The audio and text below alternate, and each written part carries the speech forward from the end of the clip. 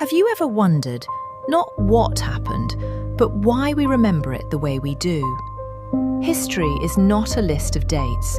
It's not a parade of kings and battles waiting to be memorized. It is a living machine, a vast, intricate, and sometimes clanking apparatus we call collective memory. And like any machine, it has gears, it has levers, it has operators. Some events are polished to a brilliant shine, placed on a pedestal of national identity. Others are filed away, their sharp edges dulled by time or convenience. Victors write the first draft, yes, but then poets, filmmakers, politicians, and even our own need for a simple story take over the editing process. Welcome to Chronospective. I am your guide to the machinery of the past. This moment is branded into our collective memory, Spartan defiance personified. But what if this legendary act of resistance is itself the ultimate evidence of a Persian victory? Not on the battlefield, but in the war of memory.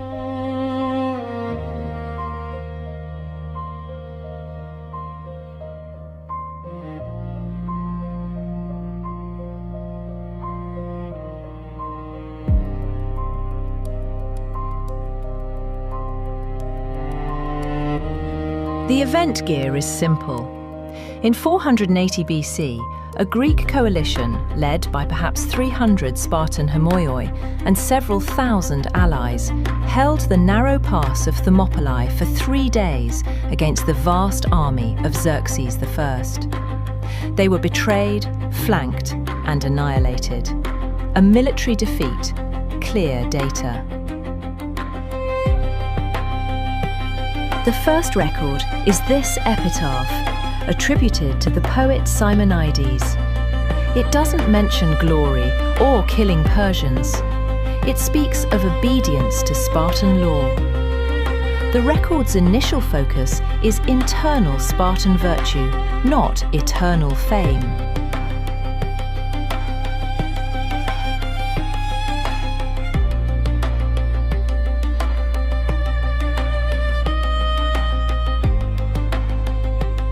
And then, from the victor's side, strategic silence.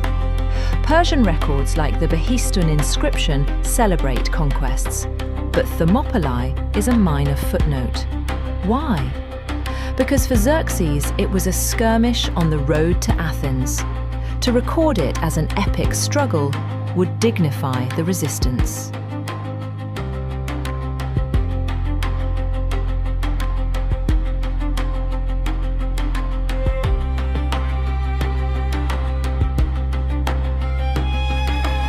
But in Greece the story grew. The laconic phrases, the defiant quips. Then we will fight in the shade. This was the beginning of the narrative gear turning, a story crafted by Greeks for Greeks about Greek character.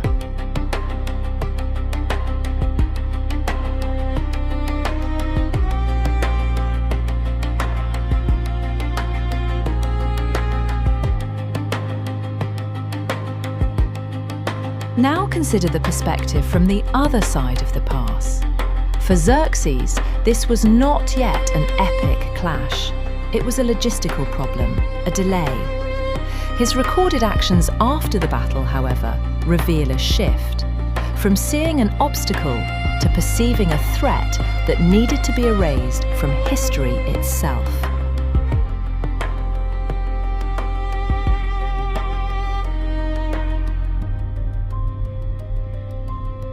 The threat goes deeper. The fear was that Persia would not just win the war, but the story. They would cut out the tongues of poets and writers. They would control the record, erase Greek identity, and impose the Persian narrative. Leonidas's name would be punishable by death.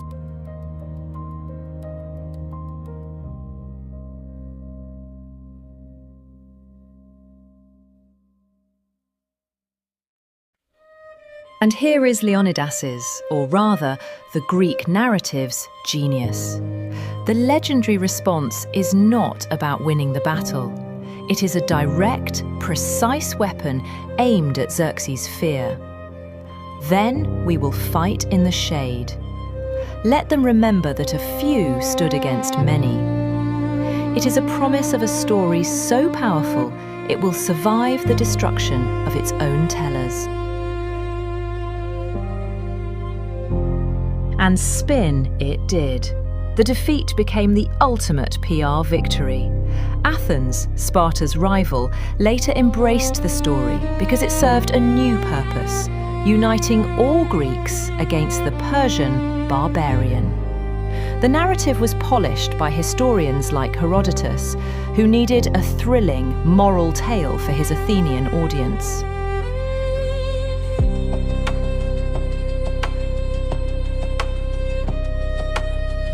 For 2,500 years, the Thermopylae narrative has been the ultimate tool. For Romans, it was republican virtue. For Enlightenment thinkers, it was liberty versus tyranny. For the Nazis, it was Aryan heroism. For modern audiences, it's a hyper-stylized spectacle of masculinity and freedom.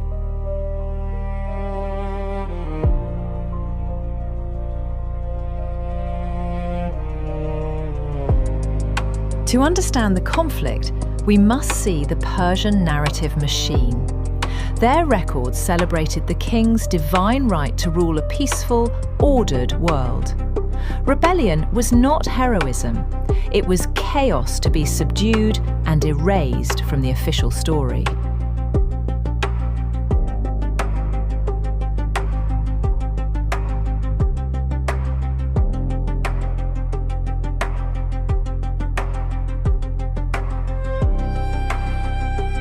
The Greek narrative, in turn, forged a powerful dichotomy: the free, disciplined, civilized Greek versus the slavish, decadent, numerous Persian barbarian.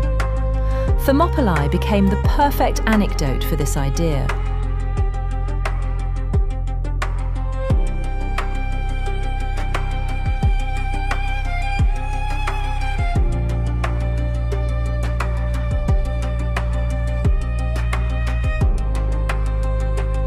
The narrative needed one more gear to become immortal, the gear of tragic heroism. A victory is simple: a noble, doomed last stand, a choice to die for law and freedom, is eternal. The Greeks were masters of this story structure.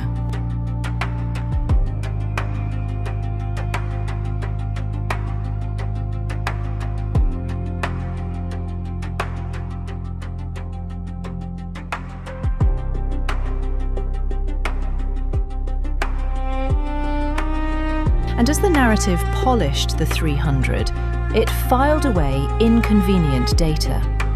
The 700 Thespians and 400 Thebans who also fought to the death were often minimized. The story needed a singular, clean symbol: Sparta.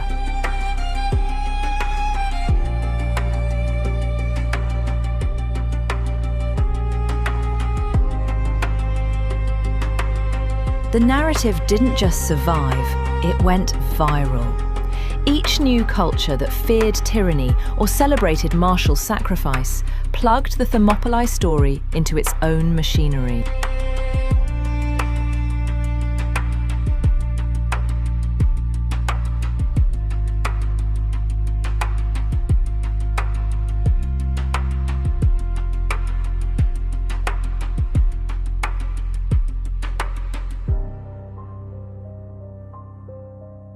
See the pattern repeat. The Alamo was a military disaster for Texas rebels. Yet, through the cry of "Remember the Alamo," it was processed into a narrative of heroic sacrifice that galvanized a victory. The same machinery, same output.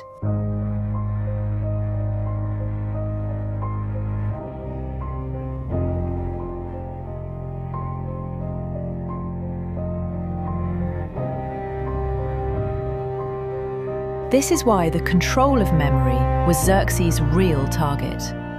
This narrative is a tool for building identity and a weapon for mobilizing people. Whoever owns the story owns the power.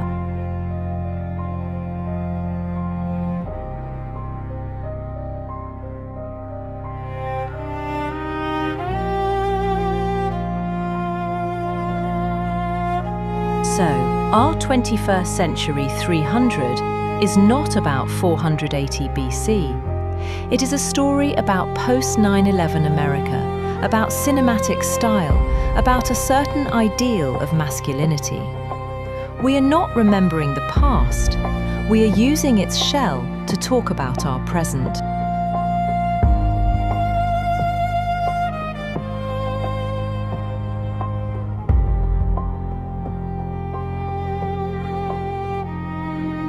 So, let's examine the machinery's final output. Xerxes won the battle.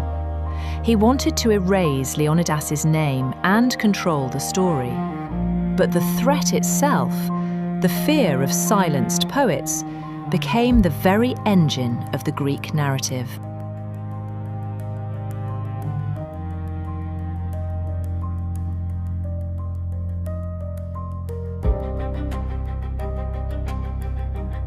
By creating an enemy so epic, so defiant, the Greek narrative unwittingly immortalized Xerxes as well.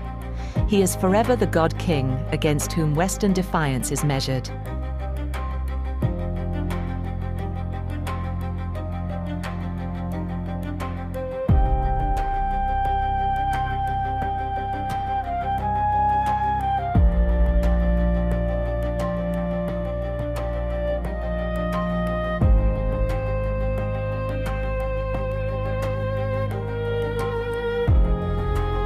So let's examine the machinery's final, ironic output.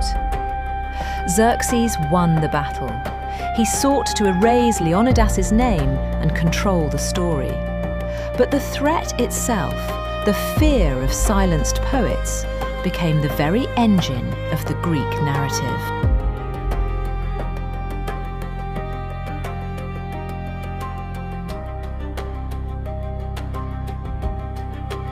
The machinery's most profound output is this: a symbiotic myth. You cannot have the heroic few without the overwhelming many. Both are products of the same story.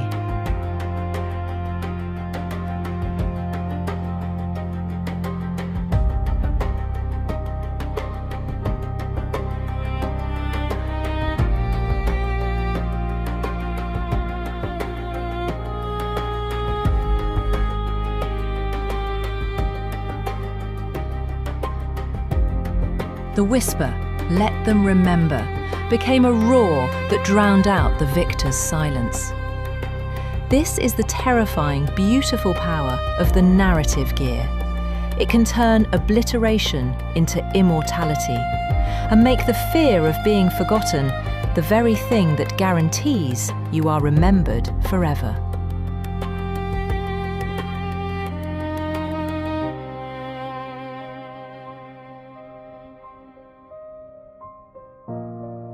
The Persian king who sought to punish the mention of a name is now, in popular culture, a foil, a decadent, effeminate villain whose primary historical role is to make Leonidas look good. The Spartan king he ordered mutilated is a global icon of defiance.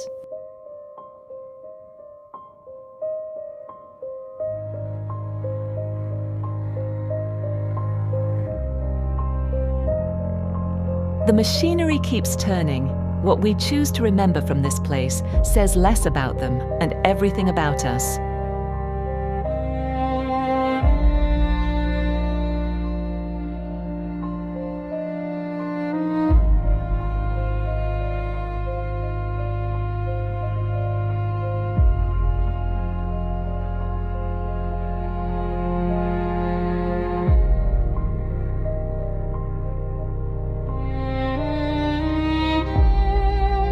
We don't just inherit these stories, we enter the dialogue. We choose, consciously or not, what to amplify and what to ignore.